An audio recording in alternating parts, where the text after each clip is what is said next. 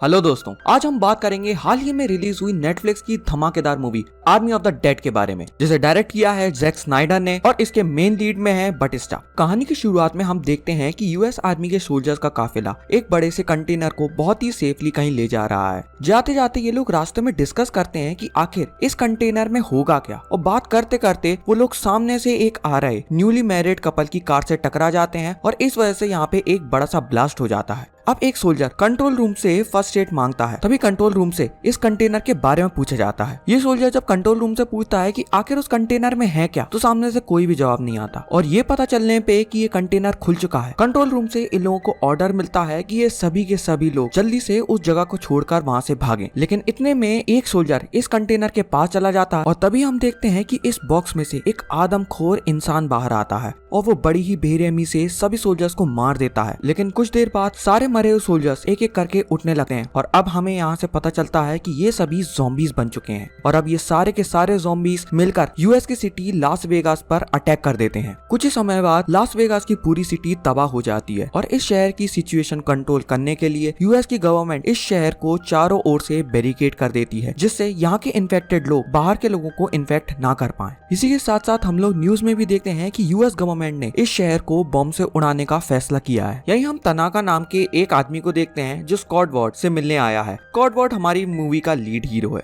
Scott पहले तो US army में एक अच्छा खासा सोल्जर रह चुका है और उसे अपनी सर्विस के लिए मेडल ऑफ ऑनर भी मिला है, लेकिन अभी तो वो बस एक रेस्टोरेंट में बर्गर्स बनाने का काम करता है। तनाका स्कॉट को ऑफर करता है कि शहर के अंदर उसके एक कजिनो में 200 मिलियन रखे हैं जो गवर्नमेंट की नजरों से बिल्कुल दूर हैं। तो अगर स्कॉट चोरी छिपे 200 मिलियन डॉलर्स को चुपके से ले आए तो तनाका उसको उसमें से 50 मिलियन डॉलर्स दे देगा। तनाका स्कॉट को सोचने के लिए सुबह तक का टाइम देता है और उसे बिल्डिंग का ब्लूप्रिंट देकर वहाँ से चला जाता है। अब रात को सोते समय स्कॉट को एक सपना आता है जहाँ पे हम लोग देखते हैं कि स्कॉट की पत्नी भी एक बार ज़ॉम्बी बन गई थी और मजबूरन उसे उसको मारना पड़ा। अब हम यहाँ देखते हैं कि कुछ लोग लास वेगास सिटी बॉर्डर पर कैंप्स में हैं, क्योंकि अब कुछ टाइम बाद गवर्नमेंट इस एरिया को डेटोनेट करने वाली है, तो ये लोग यहाँ से रेस्क्यू होने का इंतजार कर रहे हैं। हम यहाँ इंडियन ओरिजिन की गीता को भी देखते हैं जो शहर के अंदर जाने का डिसाइड कर रही है और वो ये बात अपनी फ्रेंड केट को भी बताती है और केट एक्चुअल में स्कॉट की बेटी है। केट उसे शहर के अंदर जाने से रोकती है क्योंकि शहर के अंदर बहुत सारे ज़ॉम्बीज हैं और वहाँ बहुत सारा डेंजर है, लेकिन गीता को अपने बच्चों को पालने के लिए पैसे चाहिए और पैसे उसे शहर से ही मिल सकते हैं। तभी यहाँ एक ऑफिसर आता है जो इन दोनों से बहुत ही बदतमीजी से बात करता है। ये ऑफिसर इन लोगों को एक पल के लिए धमकी भी दे देता है कि अगर इन दोनों ने उसकी बात नहीं मानी तो सब लोगों को ये झूठी रिपोर्ट दे देगा कि ये दोनों इन्फेक्टेड है और फिर ये दोनों मारी जाएंगी। वहीं पर स्कॉट तनाका को कॉल करके कहता है कि वो लास वेगास जाने के लिए तैयार है और अब वो अपनी टीम तैयार कर रहा है। वो अपनी पुरानी दोस्त मरी और वांडा रॉय से मिलता है और अब ये तीनों मिलकर अपनी टीम रेडी करते हैं। अब अपनी टीम को लेकर स्कॉट तनाका से मिलता है और यहाँ हम देखते हैं कि स्कॉट की टीम में मेरियन पीटर जो कि एक पायलट है, माइकी गुजमैन जो एक टॉप क्लास शूटर है और लुडविग टीटर जो कि लॉकर तोड़ने में एक्सपर्ट है। यहाँ तनाका इन लोगों को प्लान समझाता है कि इन लोगों को लास वेगास के एक कजिनो से 200 मिलियन लाने हैं और वापस आने के लिए ये लोग उस कजिनो के टॉप फ्लोर पे रखा एक हेलीकॉप्टर यूज कर सकते हैं। तनाका का सिक्योरिटी हेड मार्टिन भी इस टीम को ज्वाइन करता है और बोलता है कि तुम लोगों को किसी भी चीज की जरूरत पड़े तो तुम लोग मुझसे बोल सकते हो। और तो और मार्टिन इस कजिनो को भी बहुत ही अच्छे से जानता था। स्कॉट अब अपनी बेटी केट से जाकर मिलता है और उससे कहता है कि अगर वो उसकी हेल्प करेगी तो वो उसे 15 मिलियन डॉलर्स देगा, जिससे कि वो कैंप में लोगों की हेल्प कर सकेगी।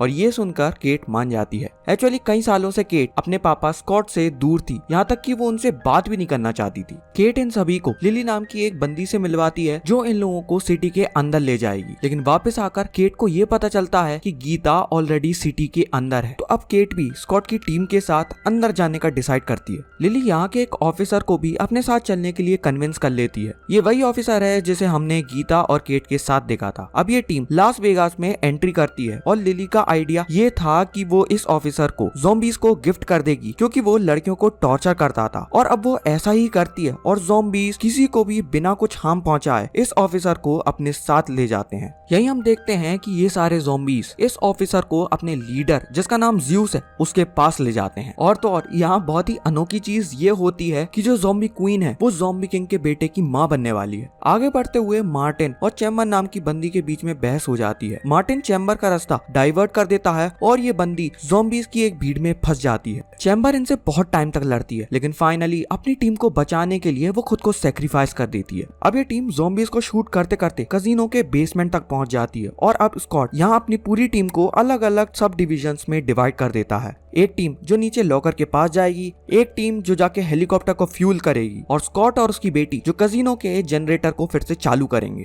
और लिली और मार्टिन बाहर रुककर पेट्रोलिंग करेंगे। अब केट और स्कॉट दोनों एक दूसरे से बात करके अपने बीच की मिसअंडरस्टैंडिंग को क्लियर करते हैं। यही हम केट की दोस्त गीता को देखते हैं, जिसको ज़ॉम्बीज के किंग ने पकड़ लिया है और वो इन लोगों को मारने ही वाला होता है। तभी उसको बाहर से कुछ आवाज आती है और वो डिस्ट्रैक्ट हो जाता है और इन लोगों को नहीं मारता। एक्चुअली ये चिल्लाने की आवाज ज़ॉम्बी क्वीन की है, जिसको लिली और मार्टिन ने पकड़ लिया है। मार्टिन यहाँ इस ज़ॉम्बी क्वीन का सर काट के अपने पास रख लेता है और यहाँ ये रिवील होता है कि तनाका एक्चुअली गवर्नमेंट के साथ मिला हुआ है और यूएस गवर्नमेंट एक्चुअली वो $200 मिलियन नहीं बल्कि ज़ॉम्बी क्वीन का ब्लड सैंपल चाहती थी, ताकि ये लोग एक ज़ॉम्बी आर्मी को खड़ा कर सकें जो कि इन लोगों की बात मानेगी। लेकिन मार्टिन यहाँ ज़ॉम्बी क्वीन के ब्लड का सैंपल लेने की जगह उसका पूरा का पूरा सर ले जाता है। यहाँ लिली मार्टिन को वार्न भी करती है कि ज़ॉम्बी क्वीन को मारने का अंजाम बहुत ही बुरा हो सकता है, मगर मार्टिन को इस चीज का ज्यादा फर्क नहीं पड़ता। वहीं डीटर और उसकी टीम लॉकर तक पहुंच जाते हैं। डीटर यहाँ लॉकर तक नहीं पहुंच सकता क्योंकि वहाँ बहुत सारे हिडन ट्रैप्स होते हैं। उन ट्रैप्स को खोजने के लिए ये लोग ज़ॉम्बीज का यूज करते हैं। काफी मुश्किल के बाद जैसे तैसे ज़ॉम्बीज की हेल्प से ये लोग उस ट्रैप तक पहुंच जाते हैं। वहीं दूसरी तरफ स्कॉट और उसकी टीम कजिनो में न्यूज देखती है कि गवर्नमेंट ने न्यूक्लियर बॉम्ब गिरने का टाइम और भी ज्यादा कम कर दिया है और अब स्कॉट के पास बहुत कम समय बचा है। इसके बाद वो अपनी बची कुची टीम को लेके लॉकर के पास जाता है। इसी दौरान ज़ॉम्बीज के किंग को ये पता चल जाता है कि उसकी ब्राइड या कहें क्वीन ज़ॉम्बी को मार दिया गया है, जिसके पेट में उसका बच्चा पल रहा था। और ये देखकर वो बहुत ही ज्यादा गुस्सा हो जाता है और अपनी आर्मी को इन लोगों पर हमला करने का आदेश देता है। ज़ॉम्बीज की पूरी आर्मी इन लोगों को ढूंढने निकल जाती है और ये आर्मी अब कजिनो तक पहुंच जाती है, जहाँ स्कॉट और उसकी टीम लॉकर से पैसे बैग में रख रही होती है। सडनली स्कॉट यहाँ रियलाइज करता है कि केट वहाँ से गायब है और जैसे ही उसको ये पता चलता है वो उसको ढूंढने निकल जाता है। तभी उनकी टीम पर ज़ॉम्बीज अटैक कर देते हैं और इसमें उसकी टीममेट मारी जाती है। और मार्टिन इन सभी लोगों को धोखा देके अपने अलग रास्ते निकल जाता है क्योंकि उसका मिशन तो पूरा हो चुका है और उसको क्वीन का हेड मिल चुका है। लेकिन ऊपर जाकर वो जब चेक करता है तो उसे पता चलता है कि उसके पास क्वीन का हेड नहीं बल्कि एक मनी काउंटिंग मशीन है। और तभी उस पर एक ज़ॉम्बी टाइगर अटैक कर देता है और उसे बहुत ही बुरी तरह मार डालता है। यहाँ बीच में डेटर भी अपने आप को सेक्रीफाइस करके अपने टीम मेंबर को तिजोरी के अंदर बंद कर देता है। बड़ी मुश्किल से लिली को बाहर जाने का रास्ता मिलता है और वो सब लोगों को बाहर लेकर आती है, लेकिन तभी ज़ॉम्बीज उन लोगों पर अटैक कर देते हैं और इस लड़ाई में गुजमैन ज़ॉम्बीज के हाथों पकड़ा जाता है और खुद को सेक्रीफाइस करके सब लोगों को आगे भेज देता है। ये सब देखकर स्कॉट बहुत ही ज्यादा निराश हो जाता है और अपनी बची कुची टीम को लेकर आगे बढ़ता है। और दूसरी तरफ स्कॉट की बेटी केट भी अभी अपनी फ्रेंड गीता को ढूंढ रही है। तभी वो उस ऑफिसर से मिलती है जो कि अब ज़ॉम्बी बन चुका है और ये बंदा इस पे अटैक करता है, लेकिन जैसे तैसे वो उसको शूट करके आगे बढ़ती है और आगे जाके वो फाइनली गीता को ढूंढ लेती है। इसके बाद लिली और स्कॉट रूफटॉप पर चॉपर के पास बढ़ते हैं, लेकिन तभी वहाँ पर ज़ॉम्बीज का किंग आ जाता है और वो इन लोगों को ऑलमोस्ट पकड़ने ही वाला होता है। लेकिन तभी लिली उसको वार्न करती है कि पीछे मत आना, नहीं तो मैं तुम्हारी ब्राइड के सर को शूट कर दूंगी। लेकिन ज़ॉम्बी किंग इसे यहाँ बहुत ही ब्रूटली मार देता है। लेकिन लिली भी जाते जाते ज़ॉम्बी किंग की ब्राइड का सर रूफटॉप से गिरा देती है और ज़ॉम्बी क्वीन फाइनली मारी जाती है। स्कॉट और मैरियाना अब यहाँ से आगे बढ़ते हैं। स्कॉट मैरियाना को बताता है कि ये सब तो तनाका का प्लान था और जल्दी जल्दी में ये लोग पैसे का एक भी बैग ऊपर नहीं ला पाए। लेकिन अब स्कॉट को अपनी बेटी को बचाना है, तो स्कॉट और मैरियाना केट को बचाने के लिए ओलंपस नाम की एक बिल्डिंग की छत पर लैंड करते हैं। स्कॉट मैरियाना को वहीं रुकने का बोलता है और हम लोग यहाँ पे केट और उसकी फ्रेंड गीता को देखते हैं। तभी वहाँ पर ज़ॉम्बीज का किंग आ जाता है और इन लोगों पर भी अपने ज़ॉम्बीज को अटैक करने को बोलता है। लेकिन तभी वहाँ स्कॉट आकर अपनी बेटी केट को बचा लेता है और उसे ऊपर जाने को कहता है।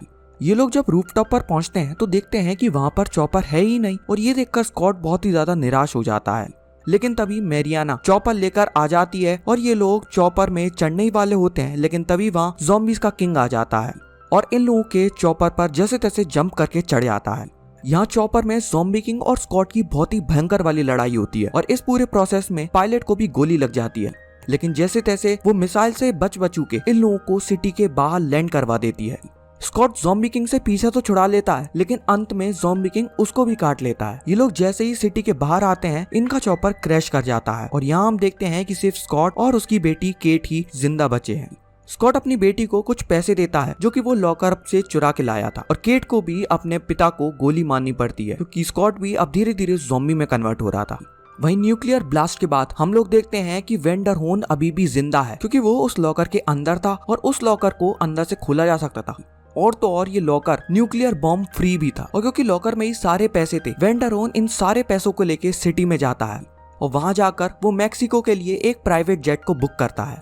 फ्लाइट में उसकी तबीयत एकदम से खराब हो जाती है और जब वो बाथरूम में जाकर देखता है तो देखता है कि एक्चुअली ज़ॉम्बी किंग ने उसको भी काट लिया है, और इसी तरह ये मूवी एंड हो जाती है।